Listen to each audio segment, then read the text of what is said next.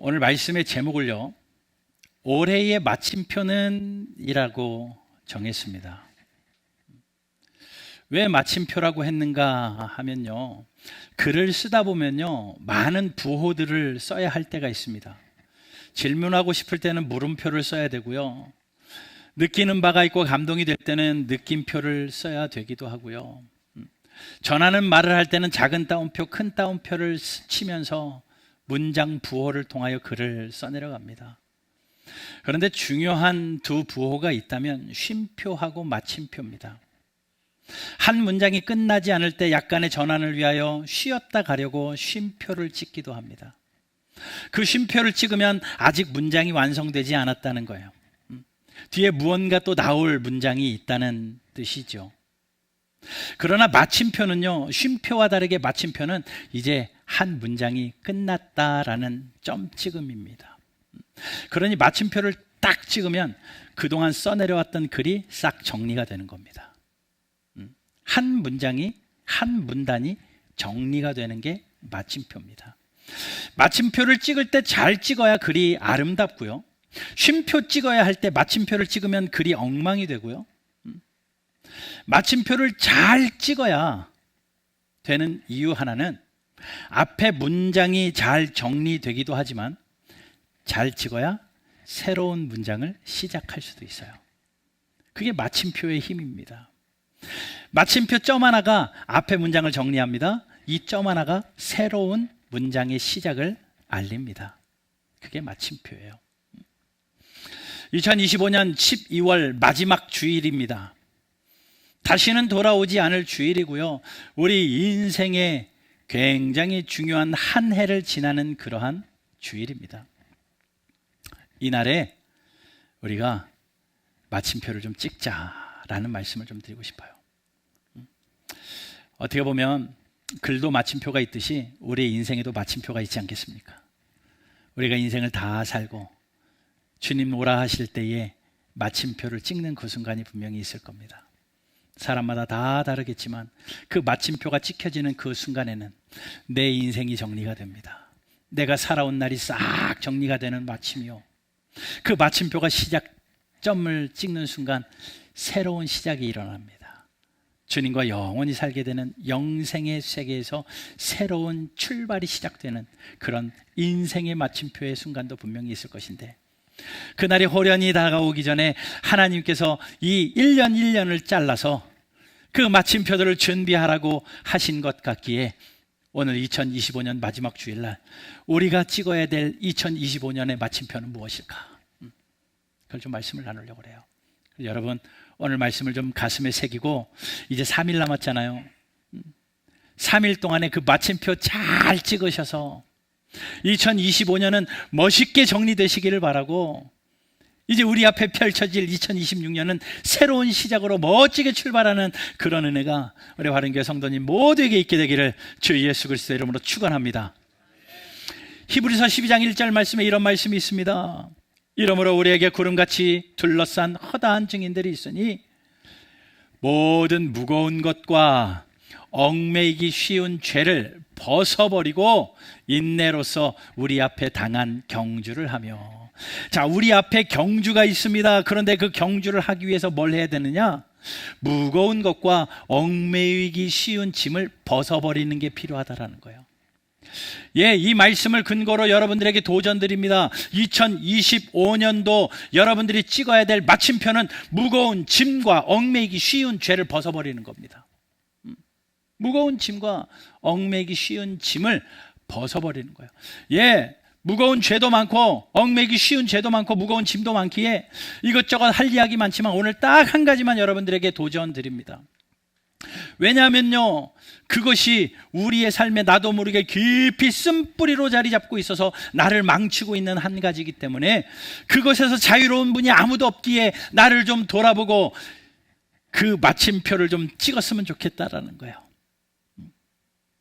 오늘 저는 열왕기하 19장과 22장 2절을 읽었습니다. 성경의 깊은 내용보다는 오늘 본문에 등장한 사람들이 한 행동 하나를 좀 생각해보고 우리가 그냥 본받으려고 해요. 두 본문의 공통점이 뭡니까? 19장과 22장에 나오는 공통점은요, 둘 다 왕이 등장합니다. 한 나라의 왕들입니다. 둘 다 유대의 왕이었습니다. 유다의 왕이었던 그 두 사람이 또 하나의 공통점이 뭐냐면 하나님 보시기에서 정직한 왕들이에요. 당시에 하나님의 마음을 악하게 하고 하나님을 이용하는 왕들이 숱했는데 하나님의 마음에 들고 하나님을 보시기에 하나님 앞에 정직하게 행했던 왕들 두 사람이 등장합니다. 공통점이에요. 두 사람의 이름은 19장에 나온 왕은요, 히스기야 왕입니다. 22장에 나온 왕은요, 요시야 왕입니다. 이 두 왕이 오늘 본문에서 했던 행동 하나를 좀 배우자고요. 그 행동이 오늘 우리의 마침표가 될 것 같아서 그래요. 어떤 행동을 했다고 합니까? 어떤 행동, 공통점 어떤 행동을 했대요? 옷을 찢었습니다. 옷을 찢었습니다. 마음을 찢고 옷을 찢었다라는 건 뭐냐면요, 자기 성찰이 일어났다는 거예요. 자기 성찰이. 왜 옷을 찢었는 줄 아십니까? 두 왕은요, 들려오는 소식 앞에 적군이 쳐들어와가지고 나라가 위태해진 상황 가운데 여러 가지 취할 행동들 많았지만 하나님 앞에 자기를 성찰하며 옷을 찢습니다. 예, 왕이면 야, 군대들 뭐 했길래 이 이방 나라들로 인해서 이런 어려움을 당해? 왜 장성들은 뭐 하고 있기 때문에 이런 일들이 벌어졌어? 질서가 왜 이 모양이야? 이 사람 저 사람 들어다가 문책할 수 있는 왕의 위치임에도 불구하고 왕은요, 자기를 돌아보고 자기 성찰로 자기 옷을 찢어요. 그 말은 뭐냐면 내 잘못입니다 라는 거예요. 내 탓이라는 이야기죠. 요시야 왕도 마찬가지입니다. 성전을 리모델링 하다가 율법책이 발견되어 율법책을 읽다 보니까 죄가 깨달아지는 겁니다. 왕이었으면 서기관들 일로 와봐, 종교 지도자들 일로 와봐, 어떻게 된 거야 라고 따지고 묻고 왜 그랬냐 할 수 있는데 그 왕은 하나님의 말씀을 듣는 순간 하나님 앞에 무릎 꿇고 자기 옷을 찢습니다. 예, 제 잘못입니다. 왕이요. 우리가 나도 모르게 죄 가운데 나타난 현상 하나가 뭐냐면요, 남 탓하는 겁니다. 남 탓하는 거. 창세기 말씀 3장에 보게 되면 하나님께서 아담과 하와에게 명령하시죠. 동산 중앙에 선악을 알게 하는 나무는 먹지 말아라. 먹는 날에는 정령 죽으리라. 그런데 그 둘이 그것을 먹어요. 하나님의 말씀에 불순종하죠. 죄가 들어온 겁니다. 그전에는 죄가 없었어요. 죄가 들어왔습니다. 죄가 우리에게 들어오니까 인간에게 나타난 첫 번째 죄의 반응이 뭔지 아십니까? 죄의 결과? 하나님이 나타나가지고 아담에게 물어봐요. 아담아, 너 왜 내가 먹지 말라 한 그 열매를 먹었느냐? 라고 하니까 죄를 졌잖아요. 죄를 진 아담이 첫 번째로 한 말이 뭐냐면 하나님이 나와 함께 하라고 지어준 여자가 나에게 먹으라고 해서 먹었습니다. 남 탓이에요. 하나님 탓, 하와 탓합니다. 하나님이 만들어준 여자 때문에 그런 거예요. 그리고 저 여자가 나에게 이거 먹으라고 했기 때문에 나는 아니다 이거죠. 남 탓하는 겁니다. 죄의 결과예요. 하나님이 아담에게 가서 물어봅니다. 너 내가 먹지 말라 한 그 열매를 왜 먹었느냐 라고 이야기했더니, 아니 하와에게 가서 물어봤더니 하와가 뭐라고 얘기합니까? 뱀이 꼬셔서 먹었다. 뱀 탓합니다. 뱀 탓해요. 예, 죄가 들어오고 나니까 나타나는 첫 번째 우리의 반응이 남 탓하는 거예요. 남 탓. 여러분, 그런데 창세기 3장에서 정말 소름 돋는 장면은 뭐냐면요, 하나님이 창조하신 아담도 남 탓하고 하와도 남 탓하는데 뱀은요 남 탓하지 않아요. 소름 돋지 않아요? 뱀은요 남 탓하지 알고 있었거든요. 뱀은요 죄의 결과가 그거라는 걸 알았기 때문에 아마도 거기에 넘어지는 그 아담과 하와를 보면서 작전 성공이다. 그래, 죄 짓게 만들었고 죄의 결과로 이제 남 탓하게 만들었으니 작전 성공이라고 아마도 웃었을 거예요. 여러분, 그렇습니다. 남 탓은요 죄의 결과예요. 그러니 올해를 나를 돌아보면서 마침표 찍기 원하는 하나의 행동은 남 탓했던 나를 돌아보며 나를 성찰하고 하나님 다 제 탓입니다. 이 히스기야 왕처럼 요시야 왕처럼 하나님 앞에서 옷을 찢고 하나님 제 탓입니다 라고 회개하고 기도하는 그 은혜가 저와 여러분들에게 있게 되기를 주 예수 그리스도의 이름으로 축원합니다. 얼마나 남 탓하기 좋아합니까? 우리는 재빠르게 남 탓합니다. 무슨 일이 하나 딱 일어나면 제 탓이야. TV만 틀어도 뭐 맨날 정치하는 이야기 들으면 맨 남 탓이에요. 너 때문에 그랬고 너 때문에 그랬고 뭐 어디에서 사고가 나면 누구 때문이고 뭐 불나는 것도 대통령 때문이고 다 남 탓이에요. 뭐 사실 따지고 보면 그들의 탓일 수도 있겠지만 그게 그냥 너무나도 만연하게 다 남 탓하는 일들이 이 땅에 가득하더라는 겁니다. 학교 가보십시오. 애들은 전부 다 선생님 탓하고 있습니다. 교사들은 전부 다 학생 탓합니다. 또 부모 탓합니다. 부모들은요 다 자녀 탓하고 형제 이웃 탓하고 부모는 자식 탓, 자식은 부모 탓. 더 심각한 거는 부부간의 문제죠. 무슨 일만 이루면 남편 탓, 무슨 일만 있으면 아내 탓. 어려움만 생기면 너 탓, 내 탓 따지면서 서로 탓하고 있는 게 우리의 현실이에요. 그런데 여러분 다시 말씀드립니다. 이 남 탓하는 거요 죄의 첫 번째 결과라고요. 죄의 첫 번째 결과. 그러니 나를 좀 그 부분에서 돌아보자고요. 성경에서도 정확한 가르침을 주고 있습니다. 마태복음 7장 1절에서 5절에 이런 말씀이 있어요. 비판을 받지 아니하려거든 비판하지 말아라. 너희가 비판하는 그 비판으로 너희가 비판을 받을 것이요 너희가 헤아리는 그 헤아림으로 너희가 헤아림을 받을 것이니라. 어찌하여 형제의 눈 속에 있는 티는 보고 내 눈 속에 있는 들보는 깨닫지 못하느냐. 성경이 이야기하는 거죠. 예, 남에게 티가 있는 거 맞아요. 그래서 남 탓할 수 있어요. 근데 성경은 이야기합니다. 너 들보 먼저 봐라. 성경이 정확하게 이야기해 주고 있죠.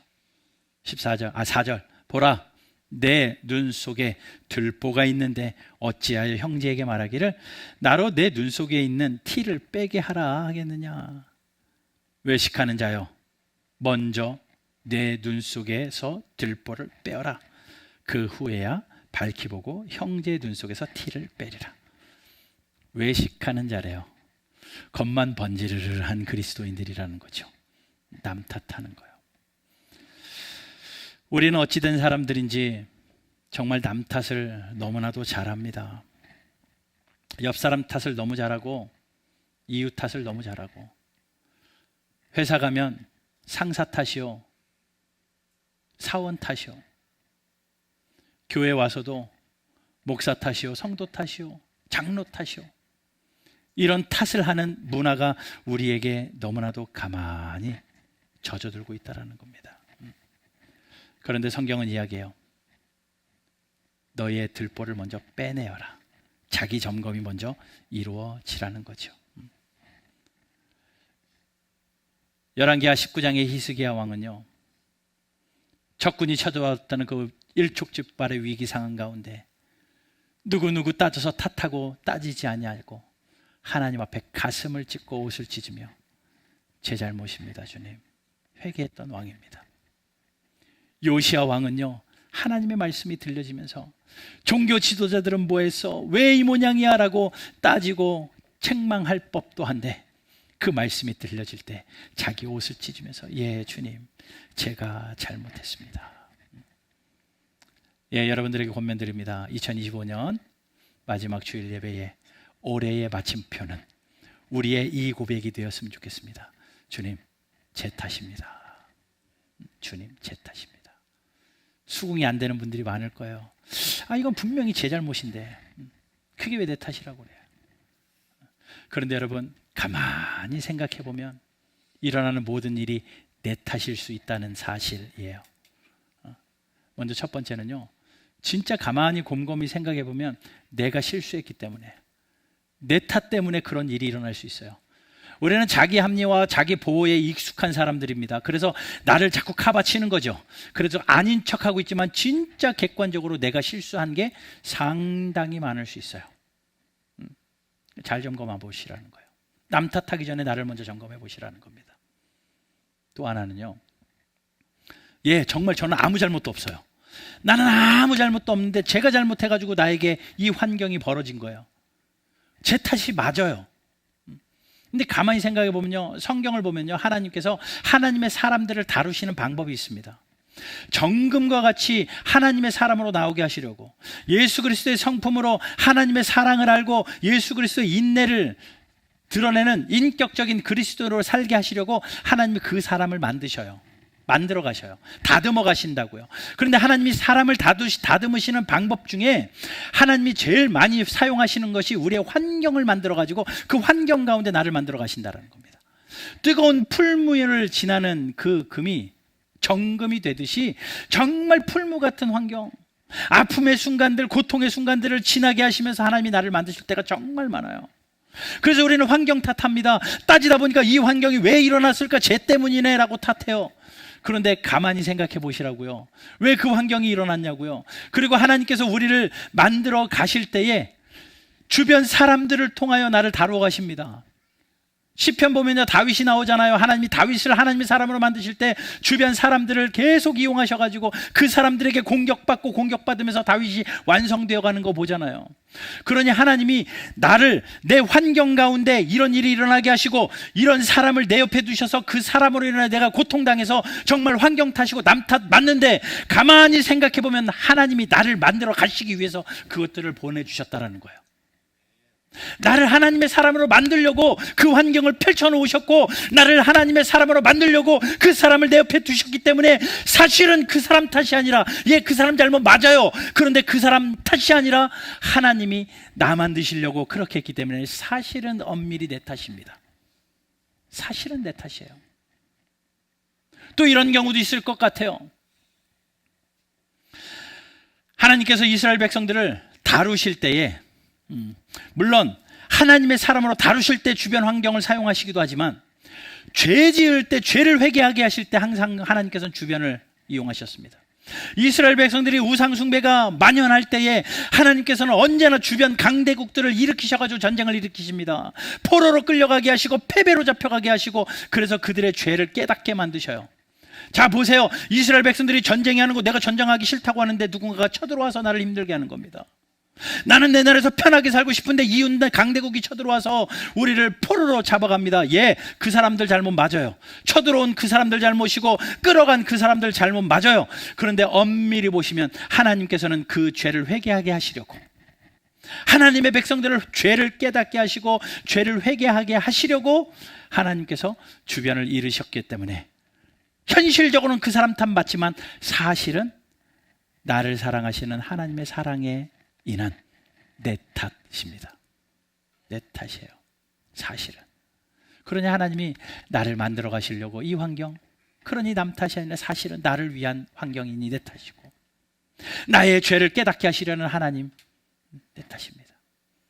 그리고 대부분, 상당 부분 우리가 남 탓하는 것은요, 습관입니다. 나 오늘부터 누구 탓해야지, 작정하지 않아도 저절로 튀어나옵니다. 우리의 쓴뿌리라고요.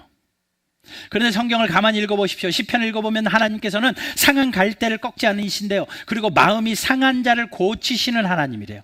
여러분, 남 탓하는 마음이요, 상한 마음이거든요. 그런데 그 마음을 가지고 하나님 앞에 내려놓고, 하나님 내 마음 고쳐주십시오, 남 탓하는 내 마음 고쳐주십시오, 하나님 앞에 기도한다면 하나님께서 그 마음 고쳐주실 터인데, 우리가 그 마음 가지고 하나님 앞에 나아가 본 적이 없어요. 남 탓하고 환경 탓하는 그 마음 가지고, 현실이라는 그거 가지고 하나님 앞에 가서 진실되게 무릎 꿇어 본 적이 없어요. 만약에 무릎 꿇었다면 하나님이 그 마음 바꿔주셔서 남 탓하는 그런 심령들을 바꾸셨겠죠. 그런데 쓴뿌리가 되어져 버리고 그것이 우리 마음에 자리 잡고 습관이 되어져서 언제나 남 탓을 하고 있는 우리의 모습을 보니, 사실은 내가 신앙적으로 자기 관리 못한 겁니다. 그 마음 가지고 하나님 앞에 나갔어야 되는데 그 마음 가지고 하나님 앞에 나가 본 적이 없기 때문에 내 마음을 하나님 앞에서 관리한 적이 없었기 때문에 그것이 쓴뿌리가 되어서 우리에게 지긋지긋한 남 탓하는 그러한 습관이 우리에게 있는 것을 보면 그것도 사실은 내 탓이요. 내 탓이요. 내가 진짜 내 탓일 경우가 있고, 하나님이 나를 하나님의 사람으로 만드시기 위하여 내 탓일 수 있고, 죄를 깨닫게 하시려고 내 탓일 수 있고, 내 마음 관리하지 못해서 쓴뿌리가 되어서 습관이 되어버린 내 탓일 수 있고, 정말 이것저것 다 했는데 내가 너무 잘났어요. 내가 너무 잘나가지고 주변에 나를 시기하는 사람이 너무 많아요. 그래서 그 사람들이 시기하다 보니까 나를 애매하게 고난을 줘요. 나는 진짜 아무것도 잘못 없는데 저 사람이 나를 시기해가지고 나의 잘남 때문에 손가락질하면서 나를 고난 줘요. 그 사람 탓 맞아요. 그런데 그것도 잘난 내 탓입니다. 내가 잘나서 그런 걸 어떻게 해요? 그것도 내 탓이요. 그렇게 따지면 그렇게 생각해 본다면 우리에게 일어나는 모든 상황적인 형편, 나에게 일어나는 모든 일, 사실은 내 탓입니다. 내 탓입니다. 그러니 오늘 이 마침표, 올해의 마침표는 주님 제 탓입니다. 주님 제 탓입니다. 나를 몰아보는 성찰의 은혜가 있게 되기를 주님의 이름으로 축원합니다. 그런데 주님 제 탓입니다, 이 말 한마디가 얼마나 기적적인 말인 줄 아십니까? 그 말이 얼마나 기적적이냐면 내 탓이라고 말하는 순간 나를 돌아보게 돼요. 나의 상황과 형편을 돌아보면서 가만히 보니 내 탓이요, 나를 돌아보니 사람이요, 나를 돌아보는 그 자에게 하나님이 겸손의 은혜를 더하십니다. 겸손해져요. 내 탓입니다 하다 보니 내가 겸손해져요. 근데 겸손의 이 성품은요, 하나님이 가장 좋아하시는 성품이잖아요. 하나님이 겸손한 자에게 은혜를 계속 더하신대요. 성경에 써 있어요. 하나님이 겸손한 자를 높이신대요. 그러니 제 탓입니다 라고 하나님 앞에 고백하는 그 마침표를 찍을 때 겸손의 은혜가 우리에게 찾아오게 되고, 그 겸손한 우리의 삶을 통하여 하나님께서 우리를 높이시고 은혜 위에 은혜를 덧입히시니 굉장히 기적적인 말이죠. 또 하나는요, 남 탓하는 건요, 사실은 전부 다 심판을 기대하는 겁니다. 자, 아까 읽었던 마태복음 2장 보면요, 7장 보면 2절에 그런 말씀이 있어요. 너희가 비판하는 그 비판으로, 우리가 남 탓하면 그 사람을 손가락질하게 되지만 그 비판하면 그 비판으로 내가 비판받게 된대요. 그러니까 여러분, 성경의 말이 뭐냐면 내가 남 탓하면 내가 심판받는다는 거예요. 나의 그 덜포 때문에 내가 심판받는다는 거예요. 내가 누군가를 헤아렸습니다. 이렇고 저렇고 조목조목 따져가지고 넌 이거 잘못이야, 이거 잘못이야, 이거 잘못이야, 조목조목 따져서 그것을 따지고 들어도 결국은 그 헤아림이 나에게 돌아온대요. 너희가 헤아리는 그 헤아림으로 너희가 헤아림을 받을 것이다 라고 성경이 이야기해요. 그러니 남 탓하면 내가 심판받지만 제 탓이요 하면 하나님의 긍휼하심이 우리에게 일어납니다. 하나님의 긍휼을 입어요. 다시요, 남 탓하면 심판이 임하지만 제 탓입니다 라고 나를 돌아보면 하나님이 긍휼로 우리를 덧입혀 주신다라는 거예요. 그러니 얼마나 기적적인 말입니까? 얼마나 기적적인 말이에요. 여러분, 겸손과 긍휼을 입기 위하여, 성도의 아름다운 마침표를 위하여 제 탓입니다, 주님 제 탓입니다 고백하고 한 해를 돌아보며 용서할 것은 용서하고 용서를 구할 것은 용서를 구하는 그런 지혜로운 성도들 되시기를 주 예수 그리스도의 이름으로 축원합니다. 우리 한번 따라해 봅시다. 주님 제 탓입니다. 그게 기적적인 말이고요, 그 말이 마침표라는 거예요. 근데 문제는 뭐냐면요, 우리는 그런 상상을 하거든요. 주님 제 탓입니다 하면, 그리고 누군가에게 그래 내 잘못이야, 그래 내 탓이야 라고 나를 낮추고 그렇게 이야기하면 상대가 그런 꿈을 꾸죠. 아니에요, 제 탓이에요. 그러면서 서로 손붙잡고 화해가 이루어지고 울고 부둥켜 안고 아름다움을 꿈꾸는데 간혹 이런 일이 있어요. 제 탓입니다. 그러니까 상대에서 그러는, 몰랐어? 네 탓인 거? 그래, 네 탓이야. 이때까지 그거 몰랐어? 그렇게 나올 때가 문제거든요. 그러면 다시 우리 안에 있던 쓴뿌리가 확 올라가지고 괜히 그랬네. 아니야, 네 탓이야. 그러면서 또 다 망가지는 거예요. 근데 성경이요, 그 부분에 대해서도 가르침을 주고 있습니다. 로마서 12장 17절. 로마서 12장 17절. 아무에게도 악을 악으로 갚지 말고. 아무에게도 악을 악으로 갚지. 제 탓이라고 하고 내 탓이라고 했는데 상대가 악하게 나와도 다시 악을 악으로 갚지 말고 모든 사람 앞에서 선한 일을 도모하라. 그때 한번 더 참으세요. 하나님의 은혜가 임합니다. 그때 한번 참을 때 하나님이 나를 인격적으로 성장시키십니다. 또 18절. 할 수 있거든 너희로서는 모든 사람과 화목하라. 예, 모든 사람과 화목하라. 그리고 19절 같이 한번 읽어봅시다. 시작.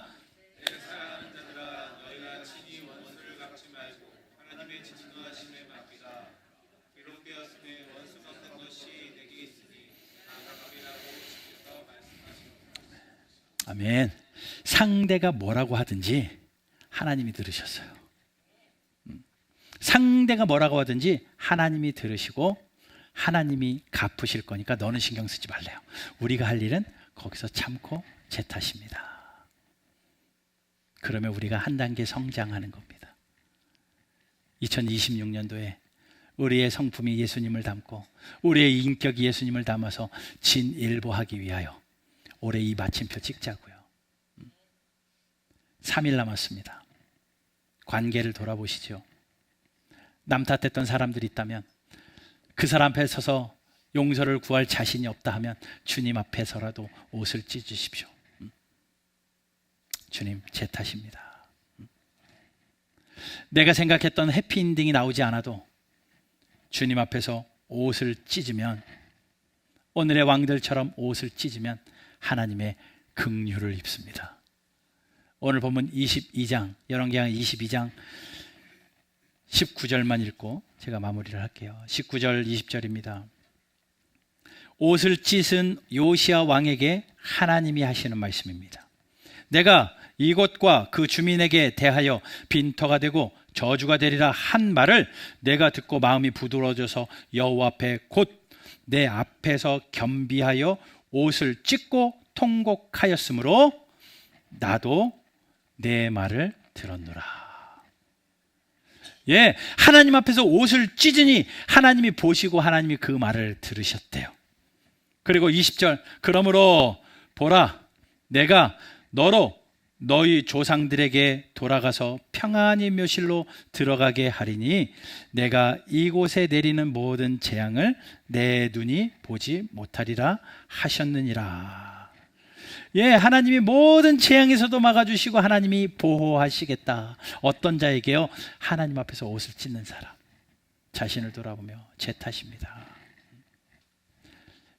여러분, 이러한 아름다운 성품이 저와 여러분들 가운데 회복되어서 하나님의 긍휼을 입는 저와 여러분들 되시기를 주님의 이름으로 축원합니다.